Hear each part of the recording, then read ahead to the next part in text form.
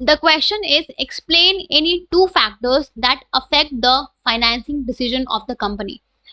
तो आपको कोई भी दो फैक्टर्स बताने हैं जो कंपनी के फाइनेंसिंग डिसीजन को अफेक्ट करते हैं।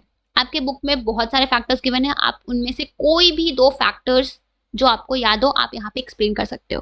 ठीक है, अगर मैं बात करूँ दो सबसे इजी फैक्टर्स के, तो सबसे पहला फैक्टर है आपका cost, cost of raising funds.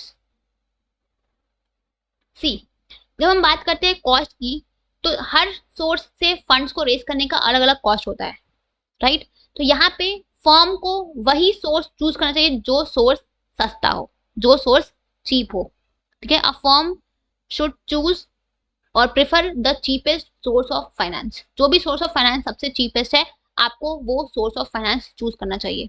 ठीक है, तो सबसे पहला फैक्टर जो आपको कंसिडर करना चाहिए वो है आपका कि आप जिस भी सोर्स से फंड्स को रेज करें उसका क्या कॉस्ट आ रहा है। ठीक है, और जो सोर्स सस्ता है उस सोर्स को प्रेफर करना चाहिए। ठीक है, a firm should prefer, a firm should prefer the cheapest source of, the cheapest source of finance. ठीक है, सेकेंड फैक्टर है आपका दैट इज द रिस्क। जब हम बात करते हैं रिस्क की, तो सी, जो भी अलग अलग सोर्सेज ऑफ फंड्स अवेलेबल है, हर सोर्स में आपका रिस्क होता है। वो आपका, अब जो आपका डिग्री ऑफ रिस्क है वो वैरी करता है सोर्स टू सोर्स।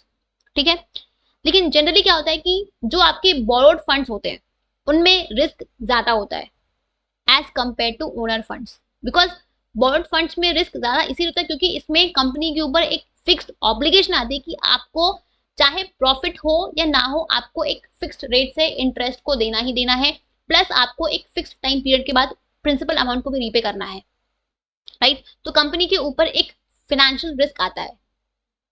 ठीक है, तो यहाँ पे जब भी कंपनी जो है आपके डिसीजन को लेती है कि उसको कौन से सोर्स से फंड्स को रेज करने हैं, तो कंपनी को ये आपका जो रिस्क फैक्टर की हर एक सोर्स में कितना रिस्क इन्वॉल्व है इसको भी कंसिडर करना चाहिए। ठीक है, before taking any financing decision company should consider the risk involve in the each source of finance. ठीक है, जिस भी सोर्स आप कंपेयर कर लो, आपको जो सही लगे तब आप उसके अकॉर्डिंग चूज कर लो। ठीक है, तो यहाँ पे आया फिर हम सिंपल टर्म्स में, अगर आपको ज्यादा रिस्क लेना है तो आप you go with the borrowed funds, आपको कम रिस्क लेना है then you go with the own funds. ठीक है, तो ये होता है आपका रिस्क का फैक्टर। तो ये आपके दो फैक्टर्स हैं जो आपके फाइनेंसिंग डिसीजन को अफेक्ट करते हैं। अगेन मैं बोल रही हूँ आपकी बुक में बहुत सारे फैक्टर्स है, आप कोई भी दो फैक्टर्स यहाँ पे एक्सप्लेन कर सकते हो, इट्स ऑल राइट। ठीक है,